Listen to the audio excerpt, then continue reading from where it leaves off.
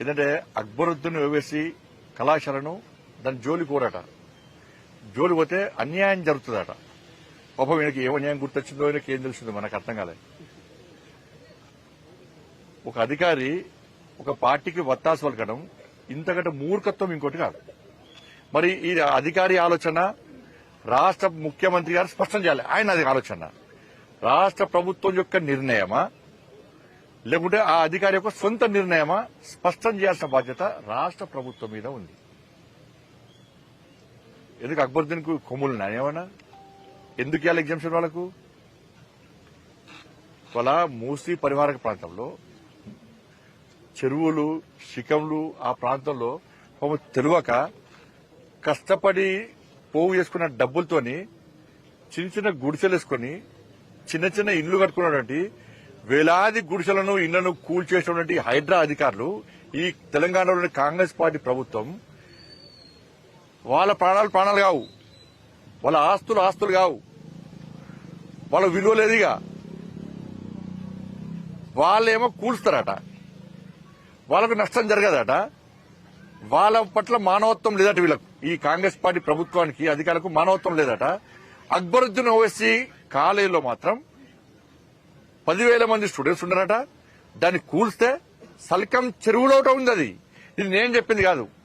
ఈ రాష్ట్ర ప్రభుత్వం సల్కం చెరువులో అక్బరుద్దీన్ ఓవైసీ కళాశాల నిర్మాణం జరిగింది అని చెప్పి రాష్ట్ర ప్రభుత్వమే స్పష్టం చేసింది.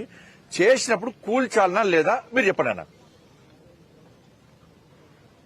వాళ్ళ గత ఏడాది నోటీస్ ఇచ్చారు. నోటీస్ ఇచ్చినప్పుడు ఏం చేయాలి రాష్ట్ర ప్రభుత్వం? మీరు ఈ విద్యా సంవత్సరానికి అవకాశం ఇస్తున్నాం, నెక్స్ట్ విద్యా సంవత్సరానికి మీ కాలేజ్ ఉంచామని చెప్పాలి. ఎందుకు చెప్పండి ప్రభుత్వం? చెప్తే ఆ విద్యార్థులు అందరూ కూడా వేరే కళాశాలలో షిఫ్ట్ చేసేవాళ్ళు కదా. చెప్పరు. ఇది ఓట్ బ్యాంక్. ఎంఏం పార్టీ కొమ్ము కాస్తే ఓట్ బ్యాంక్.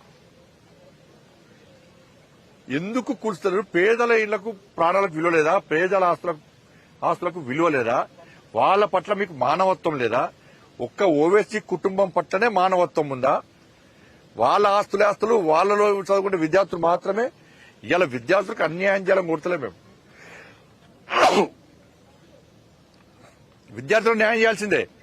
ఇతర కాలేజీ షిఫ్ట్ చేయాలి. ఆ దమ్ము లేదు రాష్ట్ర ప్రభుత్వానికి. ఇలా కానిస్టేబుల్ మీద దాడి చేస్తారు. వాళ్ళకు ఒత్తాస వస్తుంది ప్రభుత్వం. ప్రభుత్వ జాగాలు కబ్జా చేస్తారు వాళ్ళకు ఒత్తాస వస్తుంది ప్రభుత్వం. ఓవైసీ కుటుంబానికి ప్రైవేటు జాగాలు కబ్జా చేస్తారు, వాళ్ళకు ఒత్తాస వస్తుంది ప్రభుత్వం. కరెంటు బిల్లు కట్టరాళ్ళు ఓల్సిటీలా, వాళ్ళకు ఒత్తాస వస్తుంది ప్రభుత్వం. తీవ్రవాదులకు స్థావరాలు ఇస్తారు వీళ్ళు. ఓవైసీ కళాశాలలో విద్యార్థులను తయారు చేస్తున్నారంటే ఎవరైతే తీవ్రవాదులతో సంబంధం లేవో వాళ్ళకు ఉద్యోగాలు ఇస్తుండదు. అలా ఇది నేను చెప్పింది కాదు. అరెస్ట్ చేసి తీసుకుపోయి ఇక్కడి నుంచి. ఇదెక్కిరి ఆలోచన తెలంగాణ సమాజం గుర్తించాలి.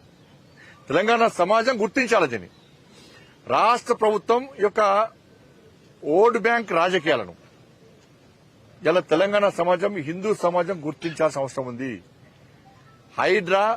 హైడ్రా విషయంలో ఎంఏం పార్టీ నాయకుల ఆస్తులకు ఎగ్జంప్షన్ ఇచ్చారా మీరు? వాళ్ళు కబ్జాలు చేసుకోవచ్చా? చెరువులు జాగలు అన్ని శిఖం అన్ని కబ్జా చేసుకోవచ్చా? పేదల ప్రాణాలకు పేదల ఆస్తులకు విలువలేదా? హైడ్రా గొప్పదని చెప్పుకున్నటువంటి రాష్ట్ర ముఖ్యమంత్రి గారు దీని మీద స్పందించాల్సిన బాధ్యత మీ మీద ఉంది. ఇది మంచి పద్ధతి కాదు.